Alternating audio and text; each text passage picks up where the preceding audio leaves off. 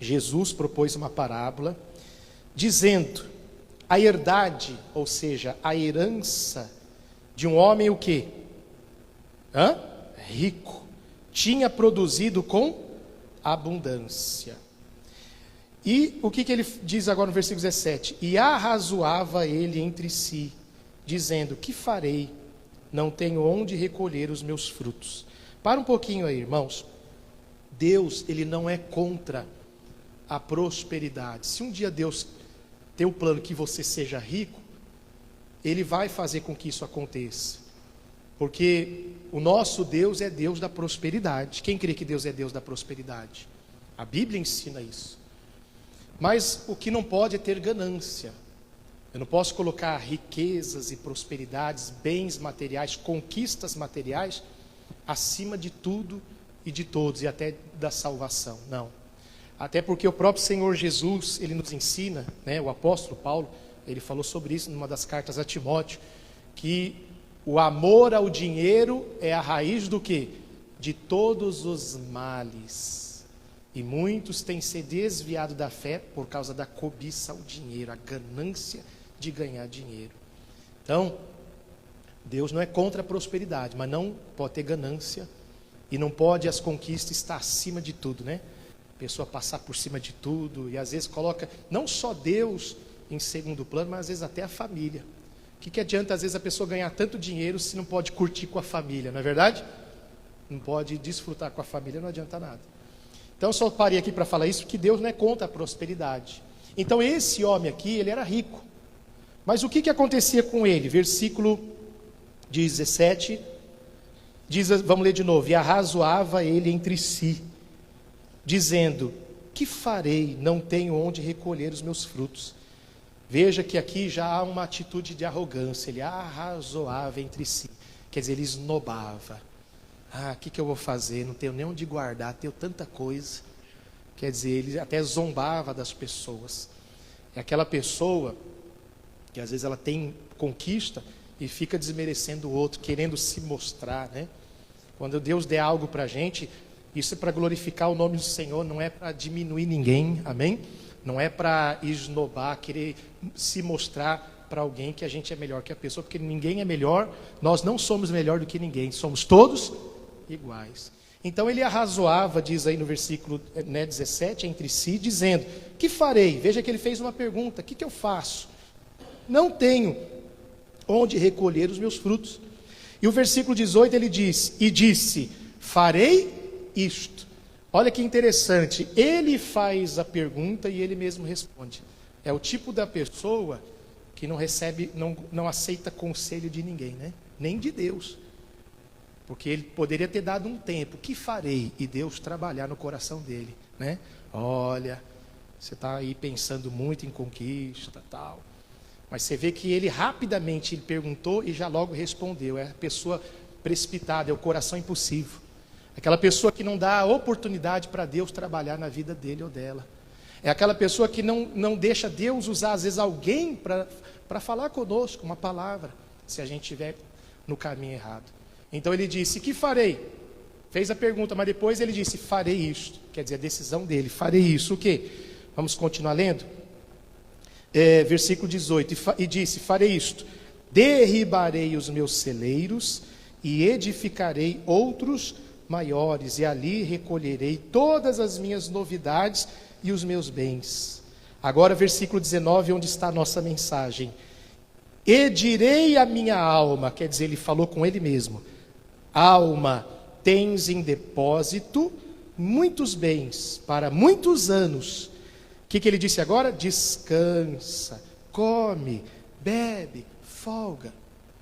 Então veja que ele não tinha preocupação nenhuma com a vida espiritual, só com as coisas desse mundo, como a maioria da humanidade. A maioria da humanidade está só preocupada com isso, divertimento. Você vê que para muitos nem a pandemia segurou pessoas, né? Você vê quantas a gente viu na televisão aí, aglomerações, coisas clandestinas, festas. Por quê? Porque na cabeça dessas pessoas só existe uma coisa, se divertir, curtir a vida. Você deve conhecer alguém que você convida para vir para a igreja, não, eu quero curtir minha vida. Eu falei aqui no culto anterior que lá perto da minha casa, numa rua lá, teve uma festa, E o som estava muito alto. E o rapaz estava falando no microfone e tocando aquela música alto, aquelas músicas do mundo. E ele falava assim, né, no microfone: pessoal, vamos dançar, vamos curtir, vamos se divertir. Olha o que ele falava no microfone: porque a gente não sabe o dia de amanhã, então a gente tem que viver hoje. Aí eu estava dentro de casa e eu pensei comigo, falei: você vê, ele incentivando as pessoas a curtir a vida, porque qual era a consciência dele? Que a gente não sabe o dia de amanhã. As pessoas deveriam ter esse mesmo sentimento, mas para a coisa certa, né? Pensar a mesma coisa: puxa, preciso ir mais para a igreja, preciso me envolver mais com Deus. Por quê? Porque não sabemos o dia de amanhã. Estou entendendo? Mas ele era o contrário. Não, vamos se divertir, porque a gente não sabe o dia de amanhã. Irmãos, quantas pessoas estão assim? E às vezes, infelizmente, quantos cristãos estão assim? Achando que a vida cristã se resume a um culto só na igreja. Eu vou lá na igreja, faço a minha oração, a minha reza, pronto, já fiz minha parte com Deus. E depois lá fora vive uma vida completamente contrária à vontade de Deus. Não, a pessoa está se enganando. A nossa vida cristã não se resume a um culto aqui dentro, é lá fora. É como estamos com Deus. E esse homem, para a gente não sair da parte aqui principal, então ele era riquíssimo, ele tinha em depósito, que essa é a palavra principal dessa mensagem, quando ele usou essa expressão. Vamos ler de novo aí no versículo 19: e direi à minha alma: alma, tens em depósito. Isso que me chamou a atenção nesse versículo. Eu já preguei essa passagem muitas vezes, mas Deus me falou muito sobre essa palavra depósito. Eu fiquei uma semana pensando: depósito. Eu entendi que todos nós temos um depósito diante de Deus, e que muitos têm esse depósito está vazio das coisas de Deus. Mas por outro lado, esse depósito está cheio das coisas do mundo, preocupações, conquistas, coisas que a pessoa almeja, coisas materiais. Não estou dizendo, às vezes, irmãos, estou dizendo que você agora aceitei Jesus, então é só salvação, não vou fazer mais nada. Não é isso. É que isso não pode estar em primeiro lugar, a ponto de você não pensar nas coisas de Deus, que era o caso desse homem. Então Deus me fez pensar que todos nós temos um depósito. Eu comecei a pensar: como que está o meu depósito com Deus? Está cheio ou vazio? O deste homem estava vazio das coisas de Deus, mas o depósito estava cheio das coisas materiais, das coisas desse mundo. A pergunta nessa manhã é: como está o teu depósito? Talvez o teu depósito está vazio de Deus, mas está cheio das preocupações deste mundo. E como é que eu encho o depósito das coisas de Deus? Se envolvendo com as coisas de Deus. Se envolvendo, oração, por exemplo. Quanto mais a gente ora, a gente está acumulando no depósito. Porque quando Jesus voltar para buscar a igreja, quem crê que ele vai voltar para buscar? Você crê? Quando Jesus voltar para nos buscar, o que vai dizer se a gente vai ser salvo ou não, é o que guardamos no depósito. Por isso que ele fala na parábola, ainda aí eu não terminei, né? Então ele disse, voltando para o versículo 19, esse homem rico: direi à minha alma: alma, tens em depósito muitos bens para muitos anos, descansa, come, bebe, folga. Sabe o que significa folga? Se diverte. Mas aí Jesus disse no versículo 20, mas Deus lhe disse o quê? Chamou ele do quê? Louco. Esta noite te pedirão a tua alma, e o que tens preparado e para quem será? Por que Jesus chamou ele de louco? Porque o depósito dele estava vazio das coisas de Deus. E a pessoa que, quando Jesus voltar, ou no dia que ela partir, se o depósito está vazio, essa pessoa vai perder a salvação. Porque cada um de nós vamos prestar conta do que fizemos para Deus, da nossa comunhão para com Deus. O depósito desse homem estava vazio, porque ele só pensava nas coisas materiais. Ele não orava, ele não lia a Bíblia, ele não se envolvia com nada das coisas de Deus. 24 horas ele pensava só em riqueza, em conquistas materiais. Talvez não é muito diferente de algumas pessoas que se dizem cristãos, que ora só quando está na igreja, lê a Bíblia só quando está na igreja. E isso não é, irmãos, tudo. Por isso que a gente tem que orar mais. Quanto mais você ora, mais você está enchendo, acumulando esse depósito. Porque nós vamos apresentar o depósito ao Senhor. O que nós fizemos com aquilo, a oportunidade que Deus nos deu. Então, quanto mais você ora, mais você vai enchendo esse depósito que nós temos que apresentar ao Senhor. Quanto mais você lê a Bíblia, mais você está enchendo desse depósito. Quanto mais você se preocupa com a tua vida espiritual, você está enchendo esse depósito. E o dia que o Senhor voltar, esse depósito vai estar cheio das orações que você fez, da comunhão que você teve. Por isso que é importante uma reunião especial, uma vigília. Tem pessoas, irmãos, que não têm orado, não aguentam orar 15 minutos, 30 minutos já é uma coisa impossível de alguém orar. Já fica cansado, com o joelho doendo, vontade de sentar, de parar. Mas às vezes essa pessoa fica 2 horas assistindo uma partida de futebol. A pessoa não se cansa de ficar 2 horas na frente da televisão assistindo uma partida de futebol. Mas 2 horas de culto é cansativo. Quer dizer, o depósito está cheio de outras coisas, mas das coisas de Deus está vazio. A pessoa, ela consegue ficar 3 horas assistindo um filme. Antigamente, os filmes de antigamente era o quê? 1h30 no máximo. O filme mais antigo que eu conhecia, eu lembro que minha mãe assistia muito ele. Que é um filme muito antigo, não sei, alguém aqui deve ter assistido, lembra? E o vento levou. Quem? Eu era criança, minha mãe gostava muito, durava, eu falei, que negócio é esse? Parecia, era, se eu não me engano, era um dos mais longos que tinha naquela época. Só que hoje em dia, né, no cinema, tem filme de 3 horas e meia, de 4 horas.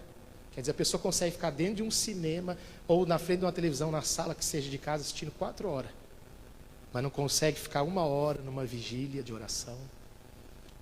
Para a pessoa é muito. Não consegue ficar 1 hora em casa lendo a Bíblia para o seu próprio bem, enchendo o depósito. Aí a pessoa não faz isso, mas está se enchendo das informações do mundo. Por isso que o diabo cria cada dia mais distrações. Por isso que a tecnologia está se multiplicando cada vez mais. A ciência está se multiplicando cada vez mais. Para quê? Qual o objetivo do mal? Prender as pessoas nas distrações. Aqui o diabo tinha conseguido. Porque ele disse, direi à minha alma, come, bebe, folga, se diverte. E o diabo está conseguindo prender muita gente nas distrações. Tem gente que não tem tempo de ler a Bíblia, mas tem tempo de ficar nas redes sociais. E o depósito está vazio. Por isso que às vezes vem a fraqueza, por isso que a pessoa se sente fraco. Então precisamos mudar. Eu falei, quando Deus me deu essa palavra, é a primeira vez que eu prego sobre isso. Todos os anos de ministério que eu tenho, é a primeira vez que eu prego sobre isso. E eu lembro que eu falei isso em casa, falei para minha esposa, até esses dias atrás, minha esposa comentado comigo, nossa, aquela palavra que você falou sobre o depósito, estou pensando nela até agora. Falei também para uma pessoa que um dia eu estava conversando, falei assim, olha, se Jesus voltar hoje, qual o depósito que você tem para com ele? Será que o teu depósito está cheio ou vazio? A pessoa encheu o olho de lágrima, um cristão encheu o olho de lágrima, porque sabe que o depósito está cheio das preocupações do mundo, mas vazio das coisas de Deus. E por que eu preciso, pastor, tanto me preocupar com esse depósito? Deixa marcado aí Lucas 12, vem aqui para 2 Timóteo capítulo 1. Então diz assim, o apóstolo Paulo, para o que fui constituído o quê?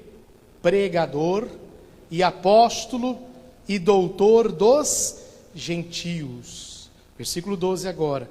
Por cuja causa padeço também isto. Mas o que ele disse? Mas não me envergonho, porque eu sei em quem tenho o quê? Crido. E estou certo de que é poderoso. Vamos ler em voz alta? Estou certo de que é poderoso para guardar o quê? O meu depósito até aquele dia. Que dia ele está falando? O dia da redenção, o dia da volta do Senhor. Veja que está com D maiúsculo, o grande dia. Então o que o Paulo está falando? Eu sei que tenho crido, porque Deus é poderoso para me guardar o depósito até o grande dia. Que depósito é esse? As coisas que você acumulou, as coisas de Deus que você acumulou na sua vida. As coisas que você buscou de Deus e foi somando. Cada oração, cada busca, cada louvor. Por isso, irmãos, não se contentem em vir uma vez por mês na igreja.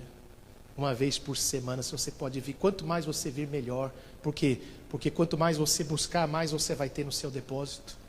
Amém? Agora tem aqueles que não se preocupam. Ah não, já vim domingo passado, hoje eu não preciso. Ou na quarta-feira eu vim para a igreja, hoje eu não preciso. Irmãos, nós precisamos de Deus todo dia, toda hora. Quem reconhece isso? Então mude o comportamento. Por que às vezes vem aquele pensamento, não, hoje eu não preciso ir para a igreja. Às vezes eu vejo que as pessoas trocam, porque vieram ontem, não podem vir hoje. Né? A pessoa fala assim, não, porque eu já fui para a igreja ontem, mas, irmãos, ontem também nós nos alimentamos, comemos. Quem fez pelo menos uma refeição ontem? Quem almoçou? Tem uns que almoçam e não jantam, tem outros que não almoçam e jantam. Mas uma refeição você fez, eu faço as duas. Tem gente aqui que fala, eu faço as 3. E porque você comeu ontem, você vai falar assim, hoje eu não preciso comer? Não, o de ontem foi para ontem, hoje tem que se alimentar. Quem vai almoçar daqui a pouco aí, ó? É 11 e pouco, né? Daqui a pouco você vai comer a macarronada, a lasanha. É ou não é? Você vai comer você vai almoçar, você vai se alimentar, porque o corpo precisa diariamente. Como é que alguém pensa assim, não, eu posso ir para a igreja de vez em quando? Não entendeu ainda o que é o depósito, o que é a vida espiritual, acorda enquanto é tempo. Por isso que Jesus falou para aquele homem, né, que estava com o depósito cheio das coisas do mundo e não tinha nada com Deus. Jesus falou, louco, esta noite te pedirão a tua alma. Sabe quem é que estava pedindo a alma dele? Lá não está escrito, mas é fácil de entender. Se ele não tinha nada com Deus, quem estava pedindo a alma dele? Fala, irmãos. O diabo, é óbvio. Se ele não tinha nada com Deus, era o diabo que estava pedindo. Mas o diabo pede, o pastor pede. Se você for ler lá não precisa abrir agora não, Lucas 22, 31, Jesus chamou Pedro assim, de canto. Pedro não estava bem. E Jesus falou, Simão, Simão. Quem já viu essa passagem? Irmãos, quando alguém chama o nosso nome 2 vezes, que o negócio é sério. Né? Eu lembro que quando minha mãe falava Jorge, Jorge, eu já ficava atento, que eu sei que, meu pai falava 2 vezes, eu já sabia. Então Jesus chamou, veja que Pedro era um apelido. E o negócio era tão sério que Jesus não chamou pelo apelido, chamou pelo nome verdadeiro dele, Simão, Simão. Eis que Satanás vos pediu para vos cirandar como trigo. Aí tem uma tradução que diz assim, eis que Satanás vos reclamou. O que é reclamar? O diabo estava reivindicando. O diabo sabe quando uma pessoa não está bem. Aí ele reclama a vida daquela pessoa, ele quer tocar.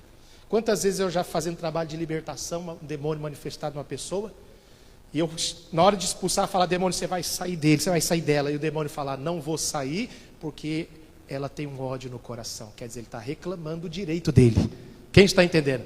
É como se ele falasse, eu tenho o direito de estar aqui, porque ela faz algo, ele faz algo que me agrada. Isso é reclamar. E naquele caso, né, de Lucas 22, 31, o Pedro não estava bem.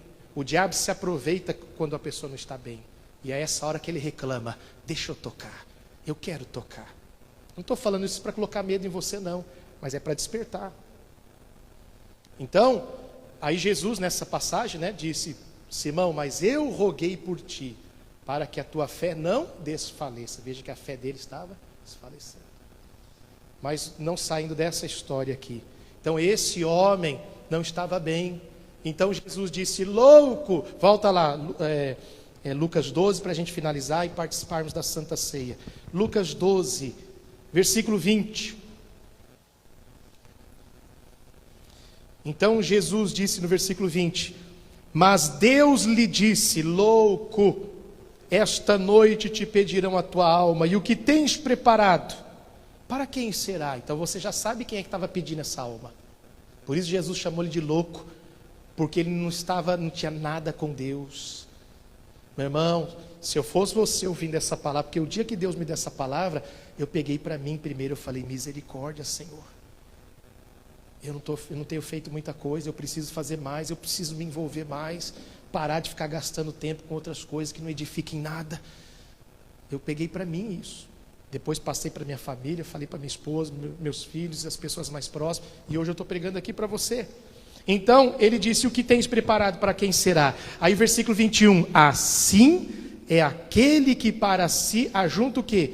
Tesouros, e não é rico para com Deus. O depósito tem que ter riqueza das coisas de Deus, não riqueza do mundo. Tem que ter a riqueza das coisas de Deus. Nós temos que ser ricos para com Deus. O que é ser uma pessoa rica para com Deus? Aquela pessoa que mergulha no envolvimento com a leitura da palavra de Deus. Não é ler por ler, mas de entender, que ora em casa, que busca. Quando a gente marca uma vigília, a pessoa, estou dentro, eu vou participar da vigília. Não é aquela pessoa que foge. Se eu fosse você, depois dessa palavra, meu irmão, você teria que ter, pastor, quando é que vai ter uma reunião especial? Quando é que vai ter uma vigília? Se você entendeu essa palavra, você vai ver. Agora, se você não entendeu, ou talvez entendeu, mas vai continuar do mesmo jeito, você estará correndo um risco fazendo mal para você. Mas eu creio que você entendeu. E você vai buscar mais. Como eu, quando eu entendi, eu me senti vazio. E olha que a gente está fazendo a obra, fazendo muita coisa. Mas eu falei para mim mesmo, eu preciso buscar mais de Deus. Amém? Diga graças a Deus.